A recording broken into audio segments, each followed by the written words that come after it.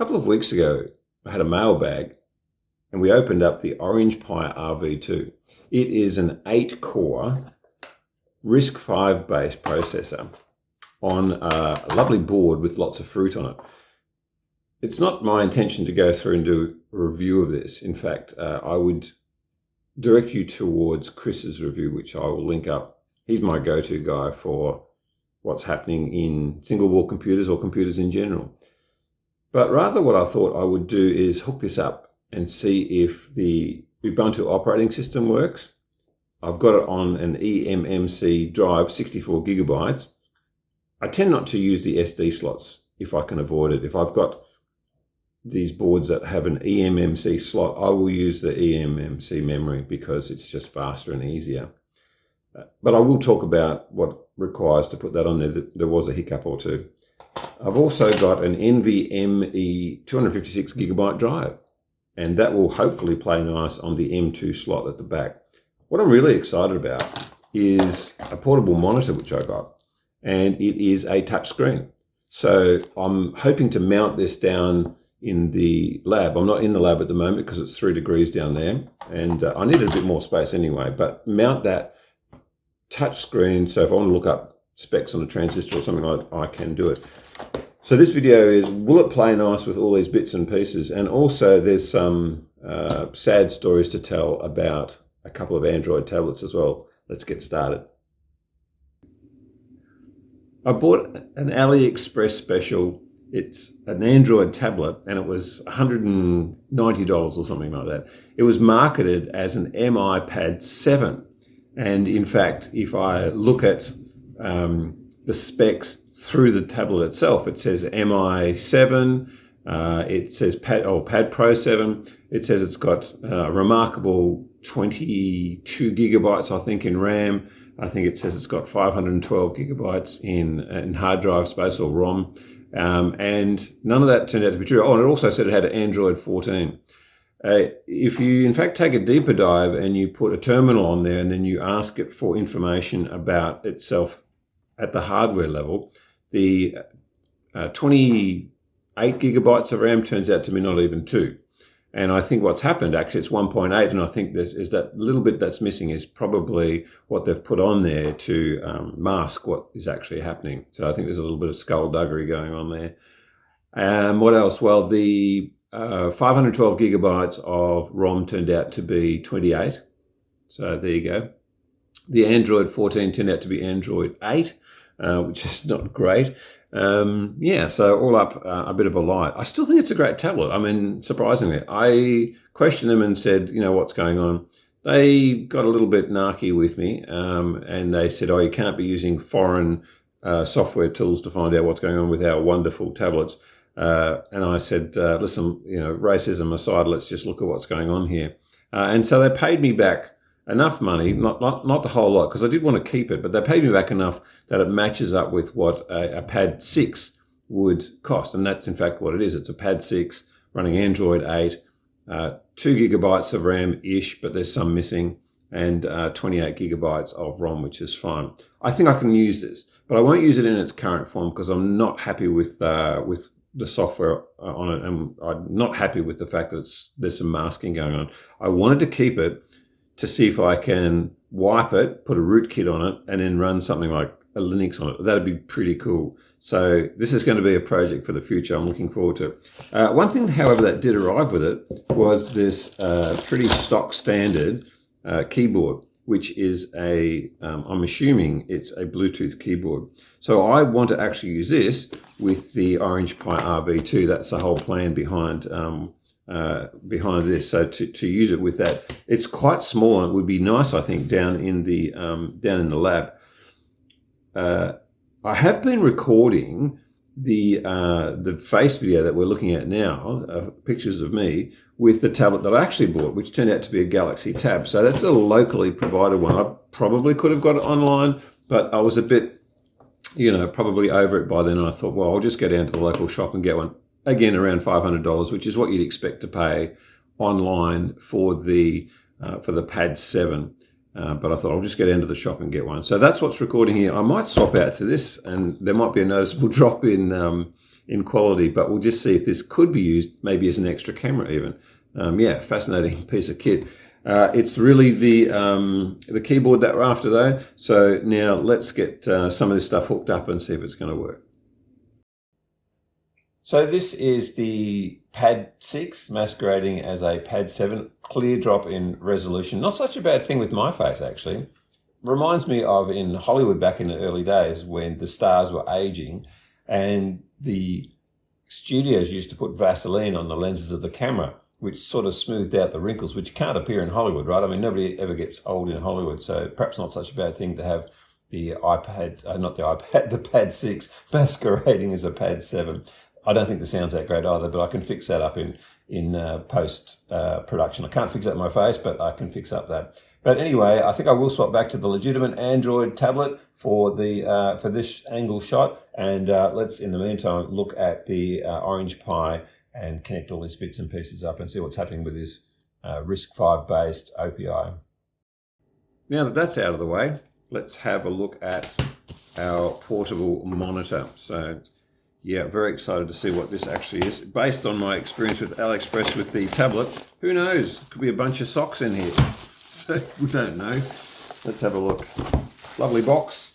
Doesn't look too badly damaged in transit. Oh, nice. Yeah, I think this is very well packaged. I'm hopeful already.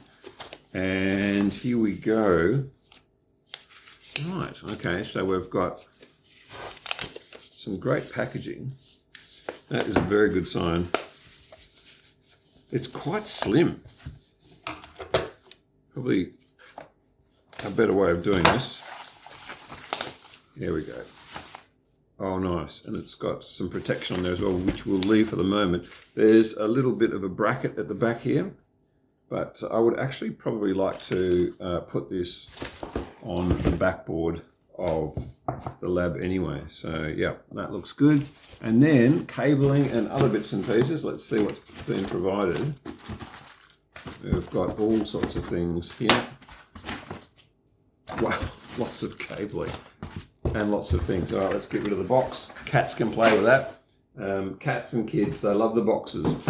All right, so get rid of that as well.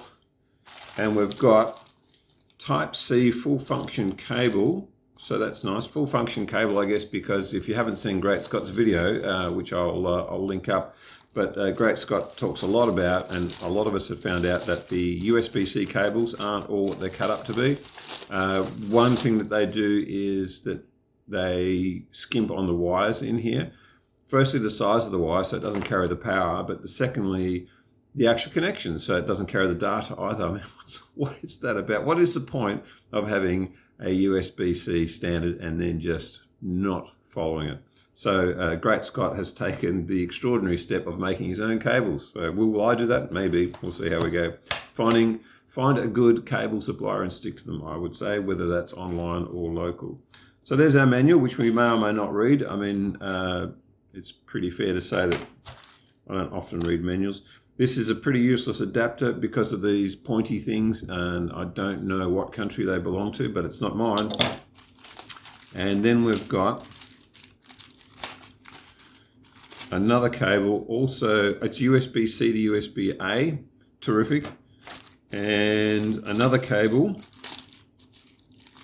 which is USB-C to USB-C. Wow, my cable cup overflows.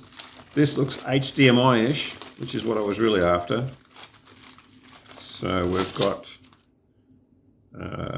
have got HDMI, what looks like mini HDMI to normal size HDMI. So, all right. Do we have time to talk about, let's have a quick chat about this rig here. So this is our eMMC memory, and it's on an adapter card. So that just clicks in and out. And then it's gone to another adapter, which is an SD card adapter, which goes to the computer. Now, a couple of things that I discovered along the way. The adapter card for the eMMC and the eMMC card itself can be a little flaky, so just careful how you handle those. I have burnt both of these just mucking around because that's what I do. So just be a little bit careful about which way you put them in and how much thumb pressure you apply and all that sort of, and what you plug this into. The second thing which was really annoying was, and I didn't realize this at all, but in order to get the transfer of the operating system through to this adapter, you do need USB 3. And I started with whatever adapter I had around, which was a USB 2. I know I've got some USB 3 adapters around the place. Could not find them. Had to go and buy another one. Very annoying. So now I've got a USB 3 adapter hooked up to the eMMC adapter with the eMMC memory on it. And then it's just a matter of using something like Ballerina Etcher or what have you, taking the image of the Ubuntu operating system for the RV2 and squeezing it on there. Theoretically now, when I pop this off here and put it onto the RV2, it should just work without an SD card being required. So let's put that on here. Let's put the NVMe card on here, and let's hook up this monitor, this amazing monitor, and we'll see if this whole thing works. Oh my God. Well, here we are, hopefully all hooked up. I'll just turn the power on for the monitor and see if we get any life at all. Well, that's crisp, isn't it? I don't know if you can see that, but that was a crisp logo. And then we've got no signal. All right, so let's turn the OPi on. And we have some light, which is good. And I've just got the HDMI coming out of the OPi and into the monitor. May have to actually select. Let's try that. See if there's a menu on here to select HDMI input, I suppose. What can I feel with? Oh, here we go. Type C and HDMI. Here we go. Let's try that. See if that's of any use. It's gone away. Well, I've taken the eMMC card out and gone back to the SD card. Reliable? I don't know. So let's turn it on and see what happens. Okay, so there we've got a red light and a green light, which is good. And we've got Orange Pi initializing bootloader. Well, it's not unusual for me that the eMMC card is busted. So I think what I'll do is, because there is another way of getting the operating system onto the Orange Pi eMMC card, and that is to boot from the SD card and then transfer it across. So we could try that. But in the meantime, the SD card is booting up fine. It did occur to me while I was doing this that maybe the keyboard will not be recognized because there's no way of getting into it and changing the Bluetooth settings without using a keyboard, if that makes any sense. So what I'm going to do is I'm going to use this Logitech in the meantime, which is hooked up via Wi-Fi. So hopefully they'll recognize that straight away. We'll know as soon as we start typing anyway. And then we can maybe transfer the operating system over to the eMMC. I've left out for the moment, I've left out the the NVMe card, or memory, I should say. And so we'll find out whether or not that will work as well. I just didn't want to, I didn't want to put that in there to start with. Okay, so this looks pretty good. Doesn't look like my, oh yes, it does, look at that. So the keyboard is being recognized. And it looks actually like we might have an interface to start with. We do. So, okay, that's very interesting. So this looks like it is the Ubuntu working straight from the SD card. So that's nice. And there's this Orange Pi config here. And I'm hoping that that might contain the option of maybe transferring the eMMC or to the eMMC. Sudo password for Orange Pi. I don't know. I'll try root. So there's a couple of problems which I needed to solve. The eMMC card was beautifully installed using this useless piece of garbage. Okay, it's not a useless piece of garbage. So I was able to write the image onto the card, but then when you put it on the back of the OPi, it doesn't automatically pick it up. So there's a lot of back chatter on the internet about how you need to clear the SPI flag of the bootloader or some such nonsense. So I went back to first principles and I put the SD card in, and then I put the eMMC card on the back of it. And then I went to, I'll show you, oh, by the way, the touch screen works now. How did that happen? Well, you do need the two cables. You need the HDMI cable, and then there's a USB-C to USB-A cable, which we looked at. So that's plugged in there as well. And now I can just touch this guy and it just works. It's incredible. So what we're going to do, all right, so if I touch this and I go here and I say, okay, what I want to do is I want to do Orange Pi config, and it says it wants a password, which for future reference is Orange Pi as standard. I haven't changed that yet. And it says loading the utility, that's fine. System and security settings, so we just go to that. And then there should be an option here to install and to update bootloader. So if I just choose that, it says boot from SD, boot from NVMe or what have you. So I just, yeah, look at that. It just works. That is so amazing. There's all sorts of other stuff you can do in here, but that's how you would transfer from the SD card to the NVMe card. So that's pretty cool. And then just, selecting those two cables or putting those two cables in enables this. So how would it work in practice? Well, let's say we've got a very ugly background here and we want to change that. I have downloaded a picture, a local one. So if I just press and hold, okay, so change background, that's nice. And then add picture. And it goes to the pictures where I've got this one. So I guess I just open. Yep, there it is. Probably click on it. Oh, and look at that. It's just selected it. So that is pretty cool. So that's our background picture now from the internet. So that is that's a very cool piece of kit. So where do we go to from here? I haven't got I probably should see if the ME slot and the NVMe drive has actually been picked up. So if I go to terminal and type in, I guess, DF to see disk free, has it been picked up? I'm not seeing anything here that says it's 256 gigabytes. So I'm probably going to have to look at installing that. So if I just have a look and see what's around ls, if we go DEV, and would it be under NVMe? Yeah, look at that. So it is NVMe 0. So the partition is recognized. It's just not up here on the list of things that have been mounted. So that's okay. So I can just make a directory, mount the NVMe card. If you want to see this up and running when it's all up and running, because this video's gone on way too long, then let me know. I want to put it downstairs. I'll put a case around the actual OPi RV2 itself. Probably put some heat sinks on there. It's not warm, but probably I haven't been doing an awful lot with it.